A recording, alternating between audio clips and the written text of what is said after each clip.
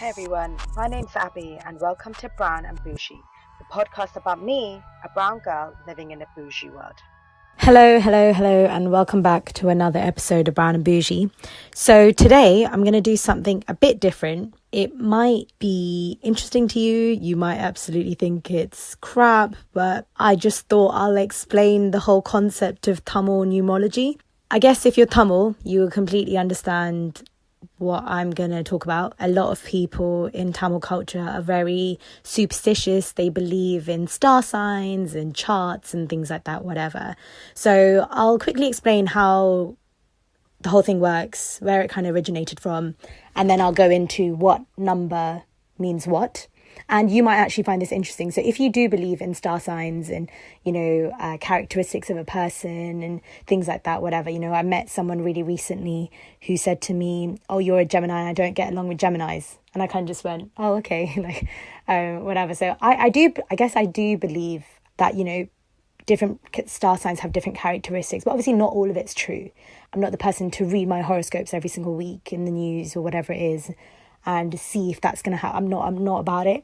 And I actually don't, those people who kind of go to astrologers and stuff and find out what's going to happen and things like that. I don't like that. I rather just, my life is about my decisions and I'll just see. And I don't want someone to tell me that, oh yeah, you're going to get married at 28 or you're going to get a new job when you're 30. I don't want to know that.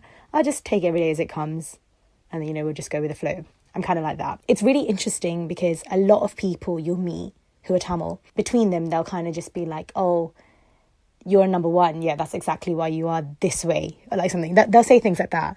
And I think someone, when I was in high school, said it to me. I was actually at Tamil school and someone said it to me and I went, what? This is so interesting. So I actually Googled it. And if you Google Tamil numerology and what number you are, you'll find out a lot more than I'm going to tell you. Obviously, I need to go through the 9 numbers, so the single digit numbers, and give you a bit of information about it. So it is going to be maybe a little bit of a longer podcast than normal, but I will explain what I can to you. And actually my Tamil one last time actually went down really well with everybody. So I guess it's kind of like, here's a bit more about my culture kind of thing and stuff like that. So I'll explain how it kind of came about. A lot of Tamil people believe in, what's meant to be is meant to be, and God wrote your fate and things like that, whatever. So how a chart will work, Tamil people call it a kuripu, or it's called a jadaham or whatever it is. And basically it's just charts. So there are 9 gods, I believe.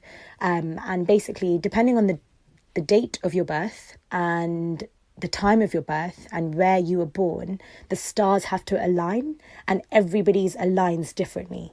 So, for example, when you're trying to match 2 people up in terms of like marriage and stuff, people will look at charts. People will see where their stars align, if they go together and things like that. And I don't really, to be honest, I don't really get the details of it, but I know it's like a thing that loads of people seem to believe in. But I feel like our generation are kind of moving away from that. But each of their own, you can believe whatever you want. So I'll just quickly explain how the numerology thing works that I was talking about before.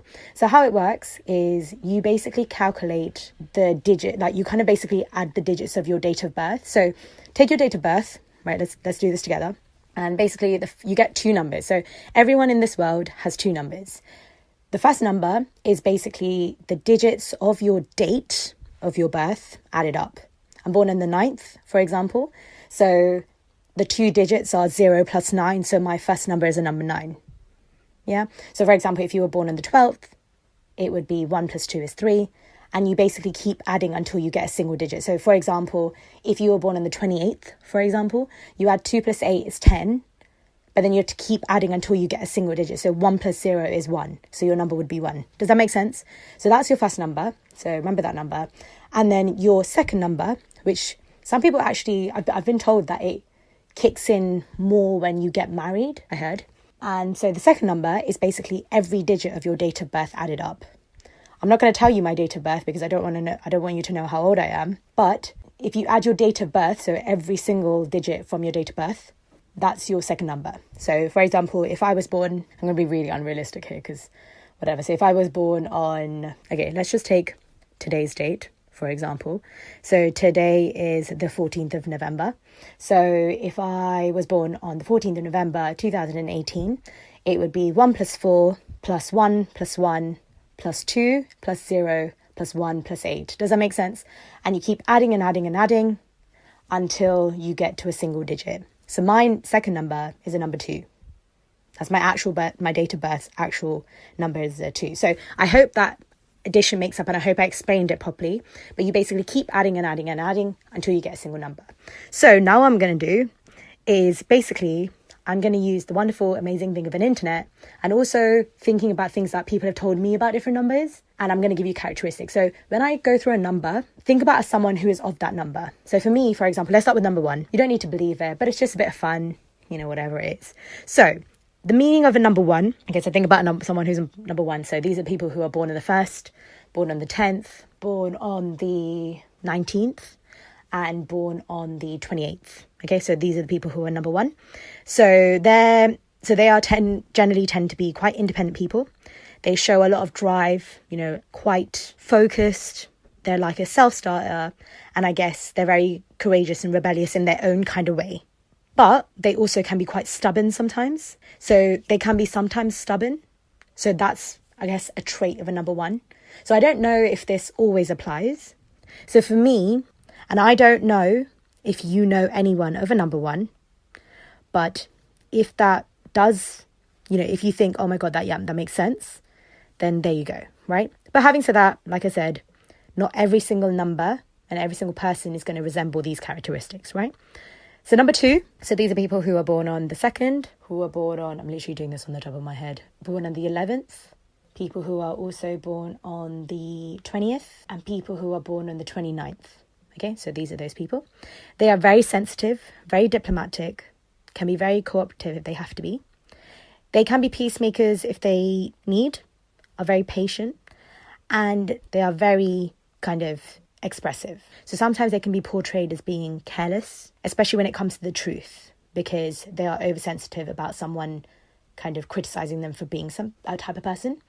And I actually used to know a girl who is a number 2. And as I was kind of going through stuff for this podcast, I was like, oh my God, this literally makes sense. It now all makes sense. So like I said, again, I'll keep saying it, but it doesn't have to always be resemble those characteristics I'm talking about. Yeah. And number 3, I probably know more number 3s. And I think growing up, loads of people used to tell me that was really good to be a number 3. I'm not a number 3, but whatever it is. So number 3s are great communicators. They are optimistic about life. They are very dynamic. They're talented. They study a lot. Very studious people. But they can sometimes kind of be whiny and kind of complain about stuff. And they sometimes can be seen as kind of being hypocritical or maybe impatient. I don't know. I don't know if you would agree with me there. But supposedly, in like the good way, it's really good to be a number 3. Is what I see here all the time. Like, people used to be like, oh my God, you're number 3. Oh, okay. As in, obviously, they're saying Tamil. They'll be like, oh, yeah, you're a number 3. Oh, that's so good. And I'm like, okay, what about me? But, whatever. A number 4, if you're a number 4, you're born on the 4th, the 13th, the 22nd, and the 31st. So you are the 4 numbers of the number 4. So number 4s are very disciplined. They're very stable, pragmatic, reliable, very down to earth, and normally very, very trustworthy. And sometimes they're not really too concerned about, the way they look. And they can be sometimes socially awkward, which people sometimes will portray as, them being like jealous about something or whatever it is. Again, you might not always agree, but I guess that's what a number 4 is. And this is the thing, another thing that I want to actually mention before I go on to the next number is normally people actually portray loads of numbers to be different things, which is a bit weird, but significantly, like there are some numbers that you're like, okay, like I'll come to a number 9, but for example, like number 9s are known for being naughty, right? So everyone will always tell me that, oh, like you're number 9, like, you must be really naughty. But I was like, I don't know. I mean, depends on how you define naughty. Do you know what I mean? Like, it's one of those things, but it's all subject to interpretation. So please bear that in mind.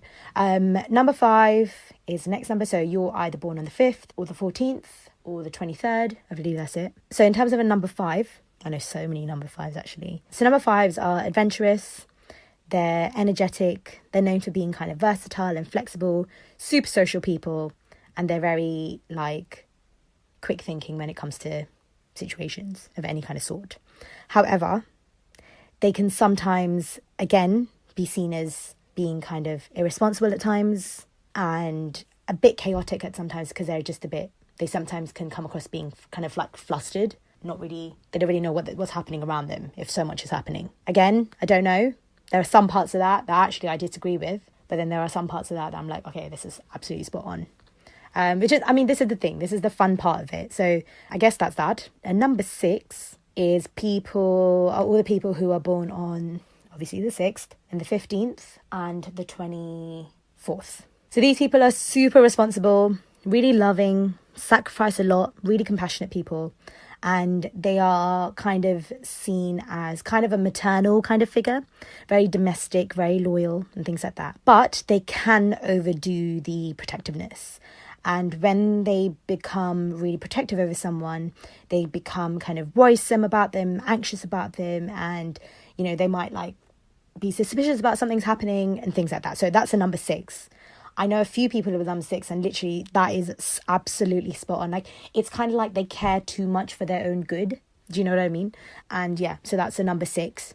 Number 7, I'm sorry if I'm dragging this out, by the way, but got to go through it all. So number 7 is supposedly for some people seen as a quite lucky number. They're very spiritual people, very analytical, they're very knowledgeable, but they can be serious if they have to be.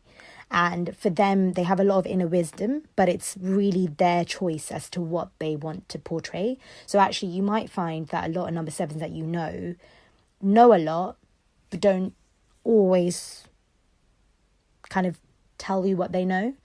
And there might be a hidden reason behind it. There is normally a hidden reason behind it. It might be for some other reason, but there's some kind of reason behind that. But they can sometimes be a bit distant.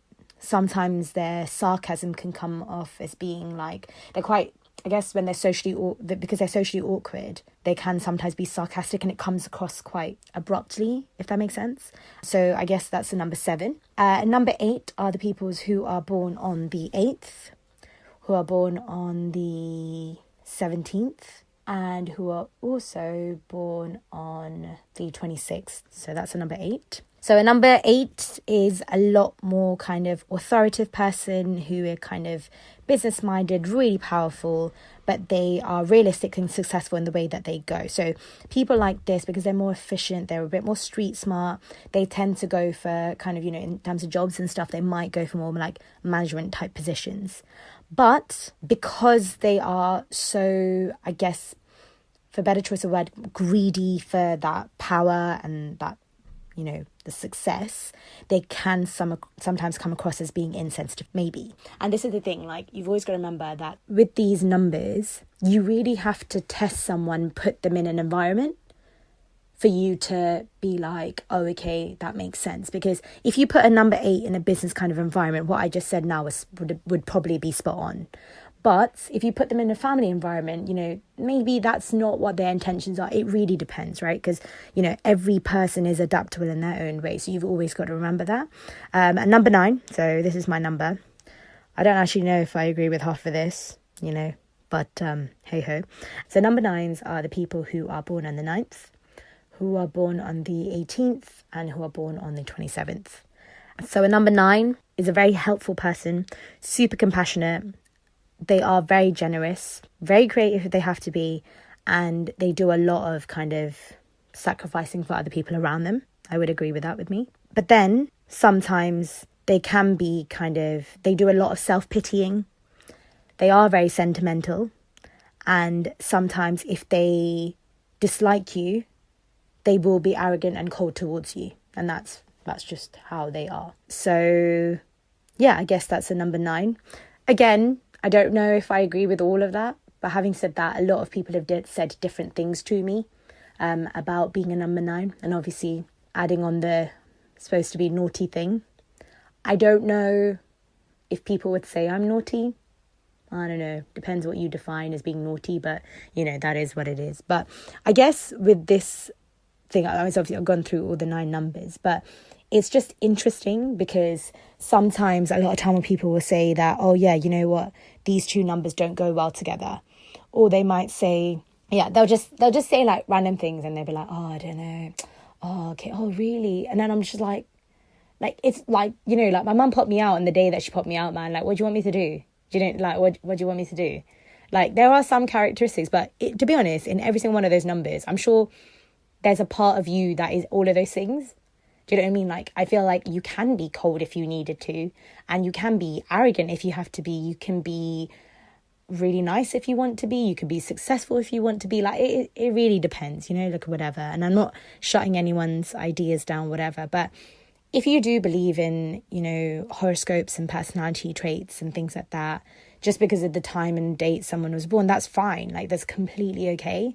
But I think my point is, I think a lot of Tamil people do tend to judge on it. I feel like, especially when you're like kind of matchmaking and stuff like that, surely all that matters is if someone is a good person and you get along with them. Surely that's what all that matters. Like, what is it about their charts? And I'm sure loads of people fall in love and then tell their parents, and you don't check a chart then because you see love, you see it in front of you. So for me, things like that don't matter. And like, you know, even something would happen at school, and I don't know, like if I don't like someone, I'm not going to be cold and arrogant towards them.